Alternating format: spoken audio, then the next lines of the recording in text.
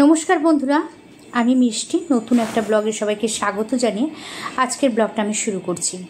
লিওর রিপোর্টটা যেহেতু খারাপ এসছে তার জন্য লিওকে স্যালাইন দেওয়া হচ্ছে, আর তার জন্য লিও একদম নেতিয়ে পড়েছে, একদম শরীর খারাপ।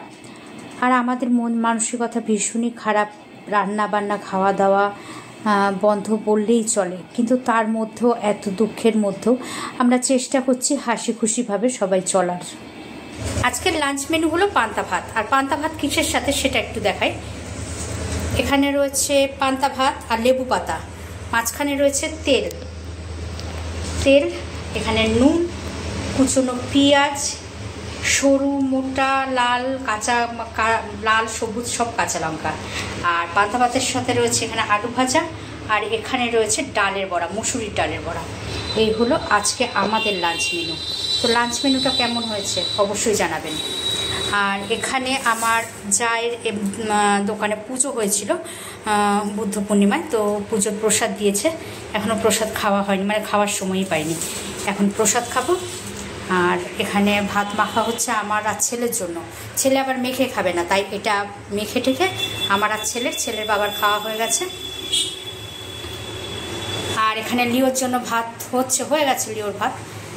আর এখানে আলু ভাজা কিছুটা রয়ে গেছে।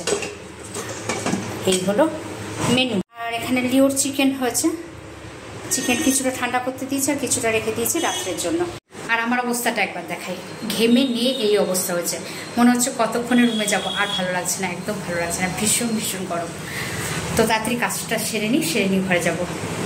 ছেলের ভাত মেখে দিলাম, পাতা ভাত। আর এখানে রয়েছে আলু ভাজা। আর ছেলে আবার ভালোবাসে এরকম ছোট ছোট করে ডালের বড়া, আবার ছেলের বা ভালোবাসে বড় বড় করে। নিয়ে যা, এটা আমারটা রেখেছি। এটা আমার কাছে সবচেয়ে বড় যন্ত্রণাদায়ক আর সবচেয়ে খারাপ মুহূর্ত, যেটা লিও এত কষ্ট পাচ্ছে। ওর মুখ হাত পা সমস্ত বেঁধে দেওয়া হয়েছে ওকে স্যালাইন দেবে তার জন্য। এটা দেখতে আমার কাছে ভীষণ খারাপ লাগছে, যেটা একেবারেই সহ্য করার মতো না, আমার পক্ষে তো একদমই সহ্য করার মতো না।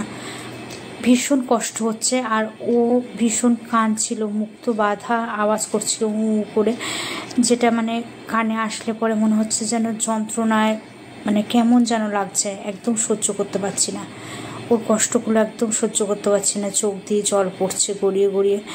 আর ও শুয়ে রয়েছে, একদম সহ্য হয় না, একদম এভাবে একদম মানে দুর্বল হয়ে শুয়ে রয়েছে।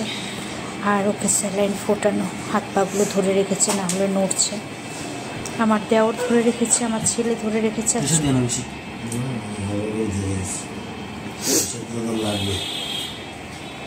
আর যখন স্যালাইন দেওয়া হচ্ছিল লিও তখন আমার মুখের দিকে ফ্যাল করে তাকিয়েছিল, আর ওর চোখ দিয়ে জল পড়ছিল। ওটা যেন একটা যন্ত্রণাদায়ক মুহূর্ত, ওটা যেন সহ্য করা যায় না। ভীষণ যন্ত্রণা ওই মুহূর্তটাকে সহ্য করা, ভীষণ কষ্ট লাগে যখন ও এভাবে তাকিয়ে থাকে।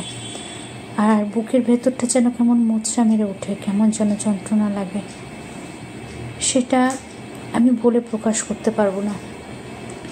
তবে যাই হোক, আজকে ব্লগটা অলরেডি অনেক বড় হয়ে গেছে, আজকের মতো ব্লগটা এখানেই শেষ করছি।